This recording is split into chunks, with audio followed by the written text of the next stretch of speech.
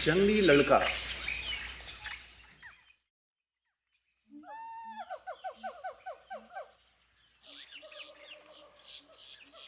बंदरों का पीछा करते करते हम घने जंगल में दाखिल हो गए।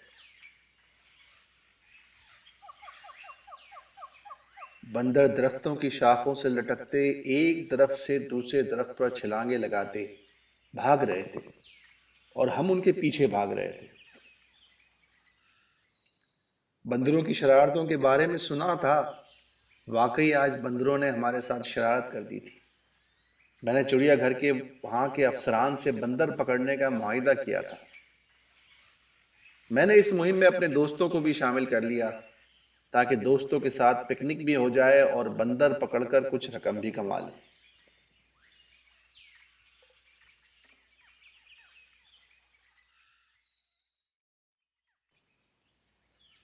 जंगल में हमने बंदरों का ठिकाना ढूंढा और वहां बंदरों की पसंद की चीजें बिखरा दी।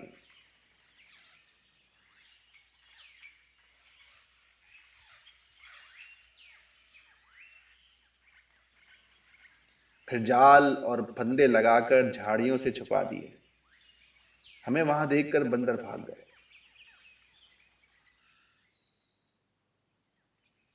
हम झाड़ियों में छुपकर उनकी वापसी का इंतजार करने लगे।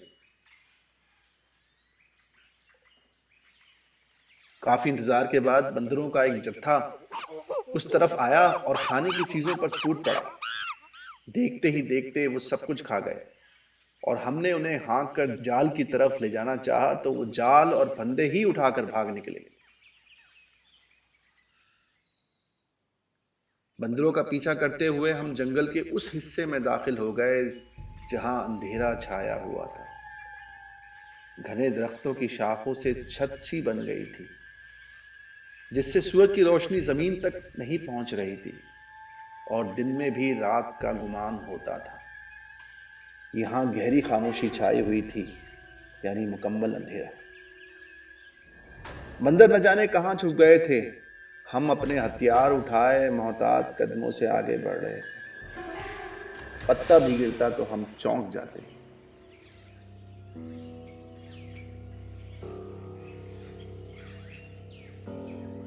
अंधेरी की वजह से मैं अपने साथियों से बिछड़कर दूर निकल गया। जब मुझे साथियों के बिछड़ने का एहसास हुआ तो मैंने पलटना चाहा। अचानक किसी ने मुझे पीछे से दबोच लिया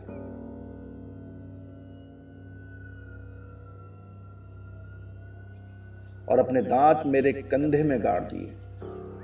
मेरे मुंह से एक जोरदार चीख निकली।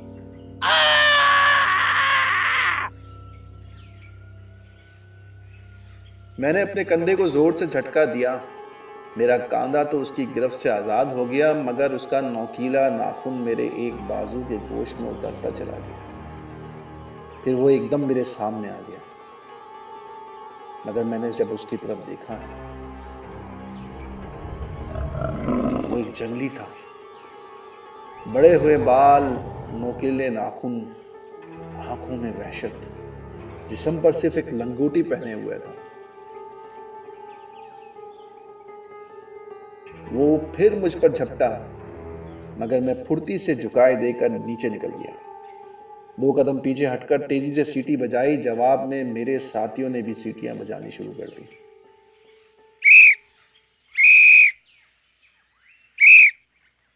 जिसका मतलब था, घबराओ नहीं, हम आ रहे हैं। ये हमारा आपस का खुफिया इशारा था। इस दौरान मौका पाकर उस जंगली ने मुझे फिर दबोच लिया। कम उम्र होने के बावजूद वो फुर्तीला और ताकतवर था। इतने में मेरे साथी भी वहां आ पहुंचे। मुझे एक जंगली से गुत्तम गुत्ता देखकर उन्होंने बंदूकें तान ली। गोली मत चलाना, मैंने मना किया। मेरे साथियों ने अपने हथियार जमीन पर रख दिए और जंगली पर झपट पड़े। थोड़ी सी जिद्दोजहद के बाद उन्होंने जंगली पर काबू पा लिया। एक साथी ने कमर के गिर्द बंधे थैले से रस्सा निकाला और जंगली को बांधकर बेबस कर दिया। फिर 2 साथियों ने उसे उठा लिया और हम जंगल से शहर की तरफ निकल पड़े। जंगली इंसान को पकड़ने की खबर ने महज़िब दुनिया में हलचल मचा दी। ये एक चौंका देने वाली खबर थी कि एक बच्चा इंसान से बिछड़कर जानवरों में पला बढ़ा और जानवरों जैसी ही आदतें अपना ली।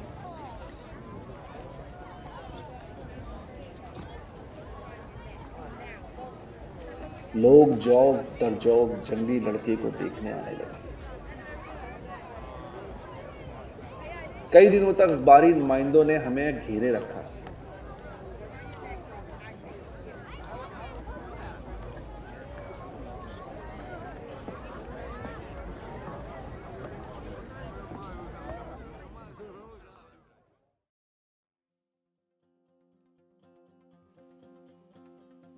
ये सिलसिला थमा तो जंगली की तरबियत शुरू कर दी। इस सिलसिले में एक डॉक्टर और एक माहिर नफ्सियात की मदद भी ली गई। इस जंगली को मुहज्जिब बनाने के लिए बड़ी मेहनत करना पड़ी।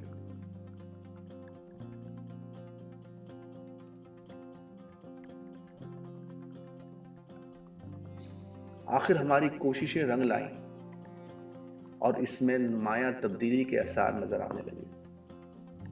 वो कुछ कुछ बात समझने लगा और घर के काम भी करने लगा। जल्द ही उसने निशानाबाजी भी सीख ली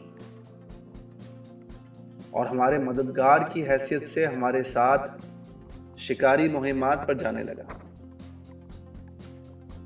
एक अच्छा निशानाबाज होने के बावजूद शिकारी मुहिमों के दौरान उसने कभी किसी जानवर पर गोली न चलाई।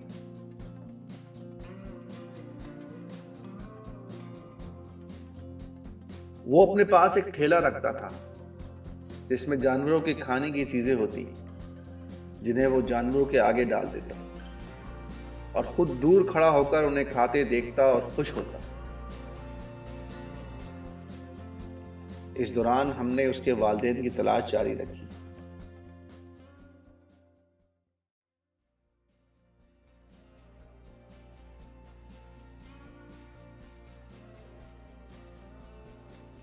एक दिन कुछ लोग उसे देखने आए।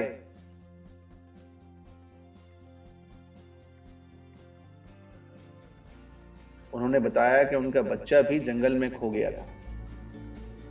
उसके जिस्म पर एक मखसूस पैदाइशी निशान देखकर उन्होंने अपने लखते जिगर को पहचान लिया।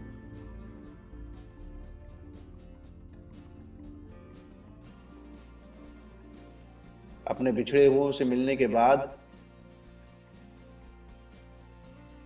उसने हमसे अपने वालिदैन के साथ जाने की इजाजत मांगी और हमने दुखी दिल से उसे जाने की इजाजत दी।